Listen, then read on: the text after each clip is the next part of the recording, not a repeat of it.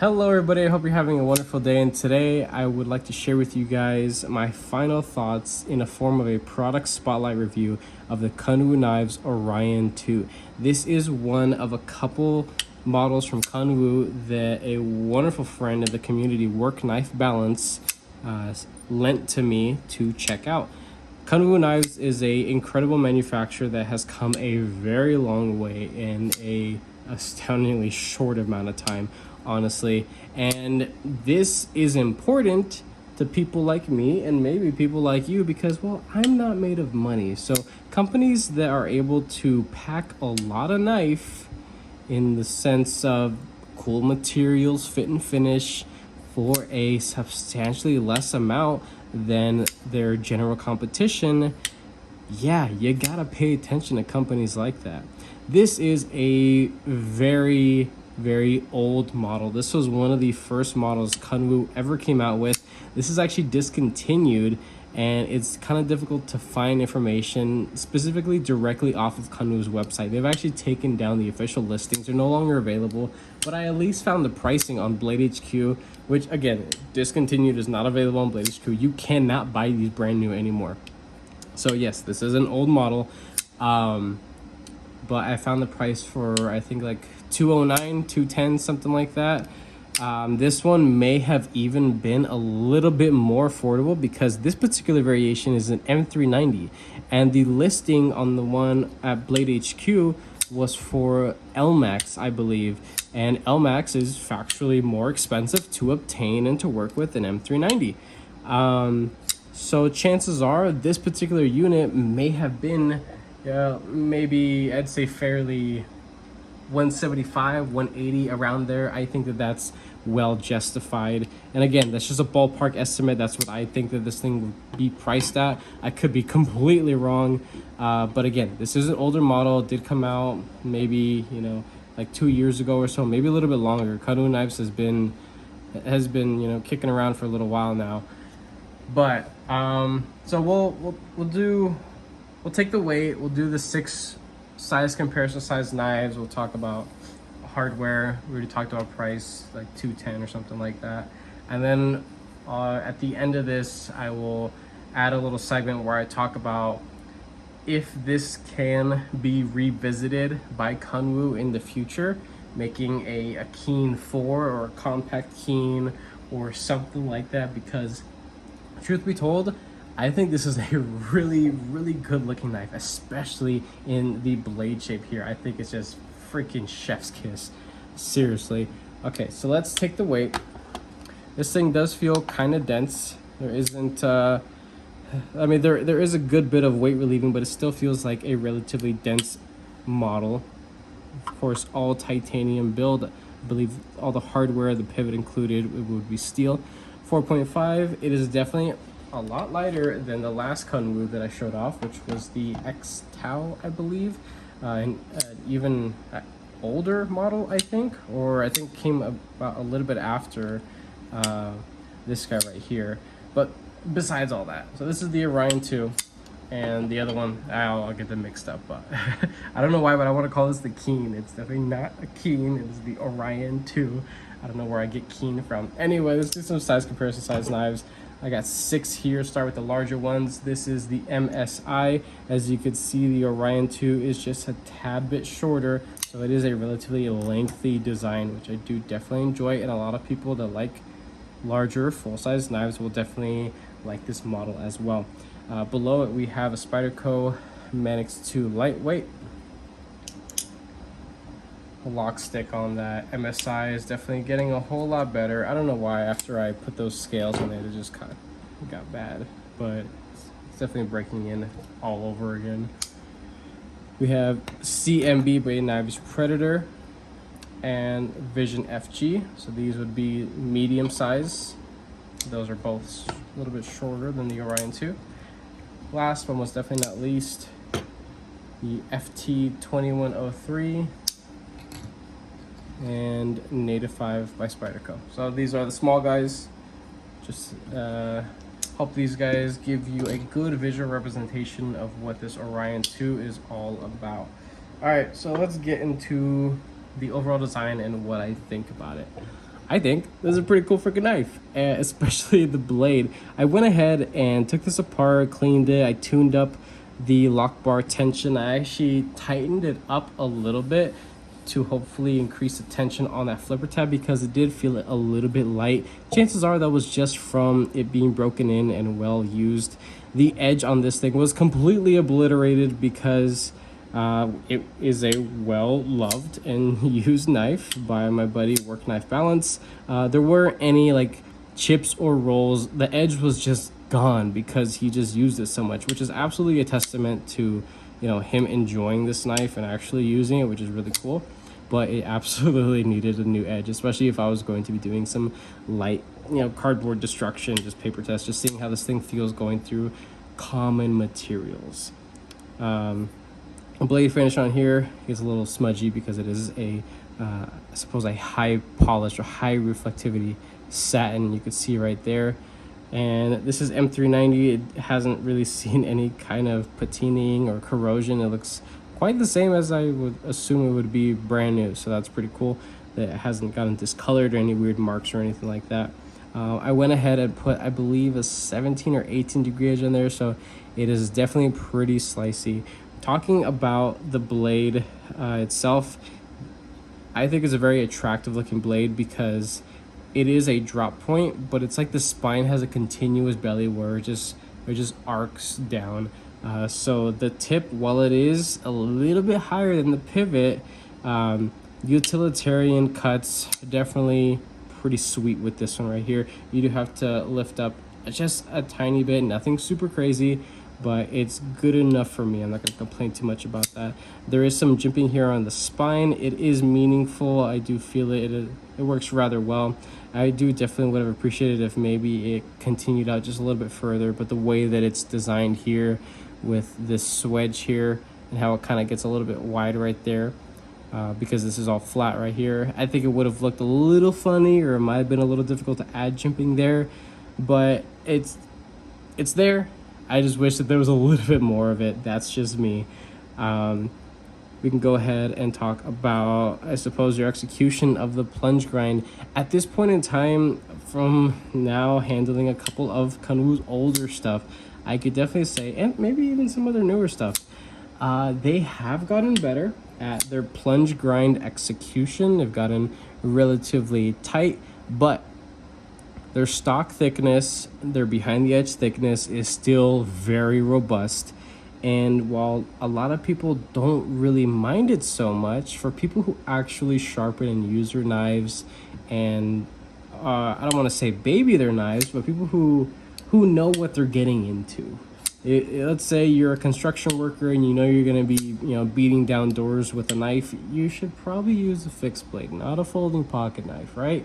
So realistically, if you buy a knife with thinner stock, you know that you need to take care because you could, you know, possibly roll or chip the edge a little bit easier than something with more robust stock.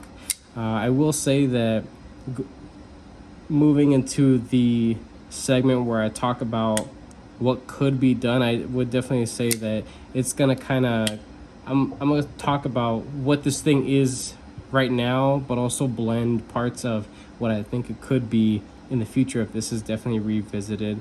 But so had something that could definitely be improved right there. It's definitely good for what it is, but it could always be better just by thinning out the overall stock and especially making sure that it is nice and thin behind the edge. Definitely it should be left up to the end buyer, the customer, to be able to decide what kind of edge they want on there, because realistically the actual cutting edge bevel is what will really determine the overall toughness of the knife. If you have a very large or high angle or a low angle, it will definitely determine how well this thing is going to perform, whether it's going to be extremely slicey but possibly a little brittle, easier to roll, or something a little bit stouter, a little bit more robust, things like that. That's what I'm referring to. So the hardware on this guy, it's actually all the body hardware, including the clip, is T6. Not the biggest fan of that, but again, this is an older model. We know now that Kanwu Knives has already pretty much moved to all T8s, which is thankfully That's a good thing for sure. But the pivot on here is T8, so not the end of the world to take this thing apart. It was fairly easy to disassemble and do basic maintenance on this guy. The hardware, it's machined well. It's good stuff. It's just, again, when you're paying this kind of money for a knife, even if it was, you know, a couple years ago, I would definitely suggest that, you know, T8s, it's just the way to go. It just makes sense. There are some companies currently that are, you know, on record for saying that they just don't give a shit about their customers' perspective on the hardware, that they're just going to do whatever makes sense for them. Yeah, there you go. I mean, they're either going to lose or gain customers based off of their stance on that. Not that big of a deal, not the end of the world. It's just the difference between two hardware. Factually speaking, T8s are better than T6. Just makes sense. But to some companies, it's really not worth it for them to change it up. So let's talk about the clip here. So beautifully milled clip. It has some sculpting as well in and out of the pocket. It is pretty pinchy, honestly. It is very tight, very snug.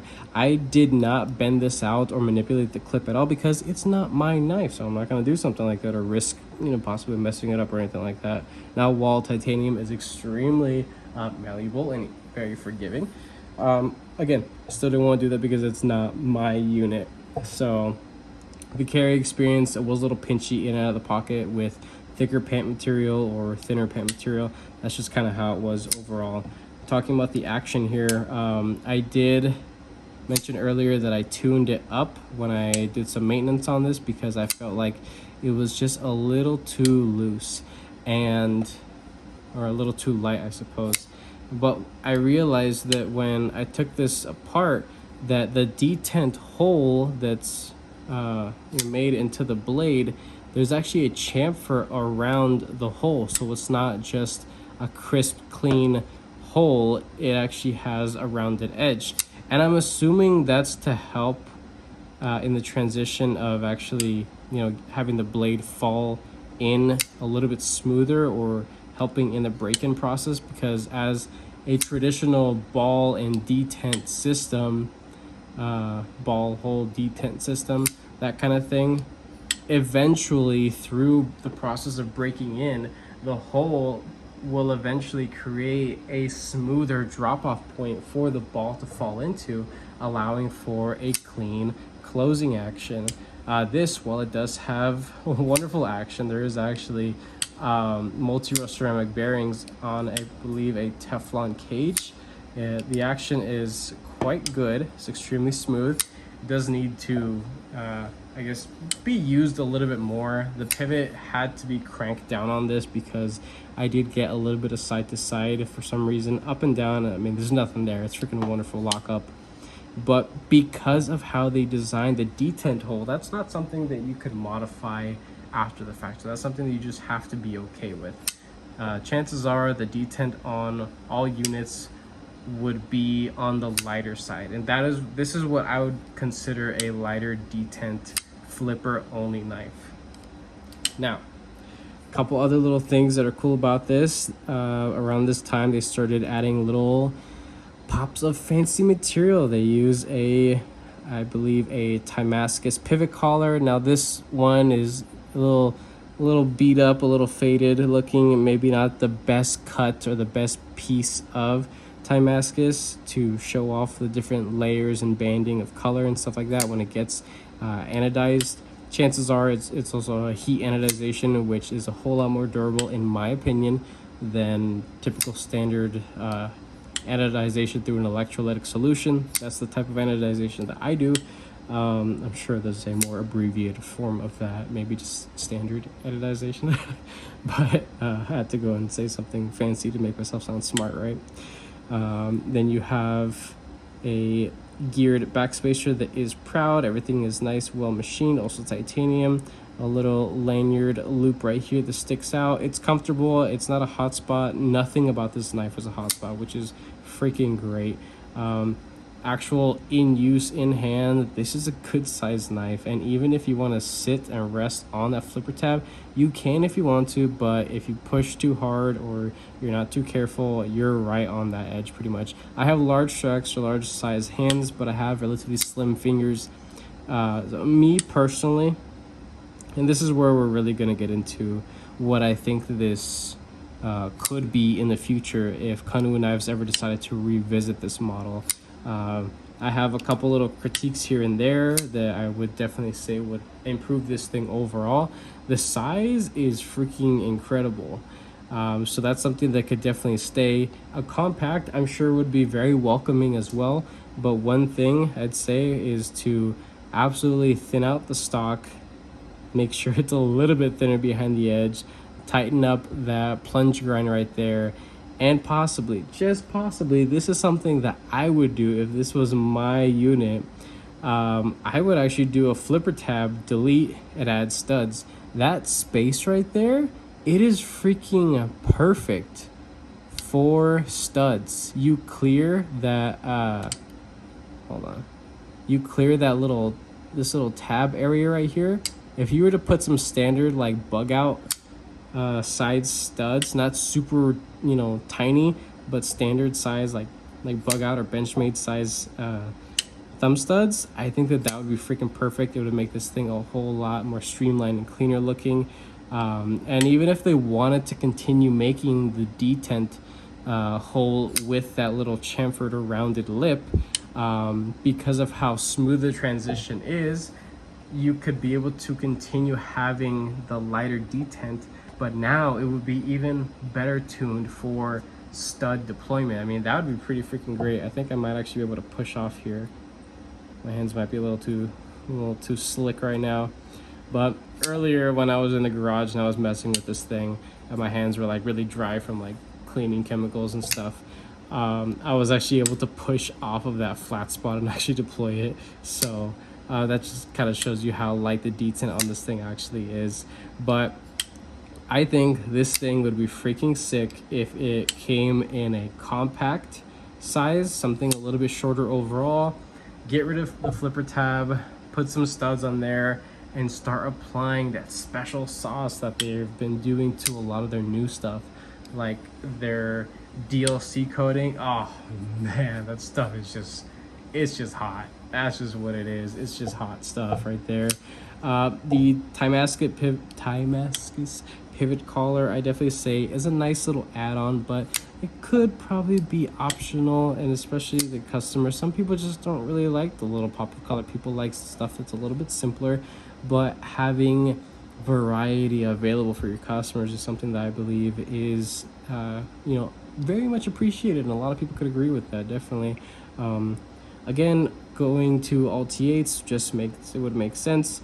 The pocket clip, I'd say, visually speaking, it's wonderful. It's nice and flat. It's not a hot spot.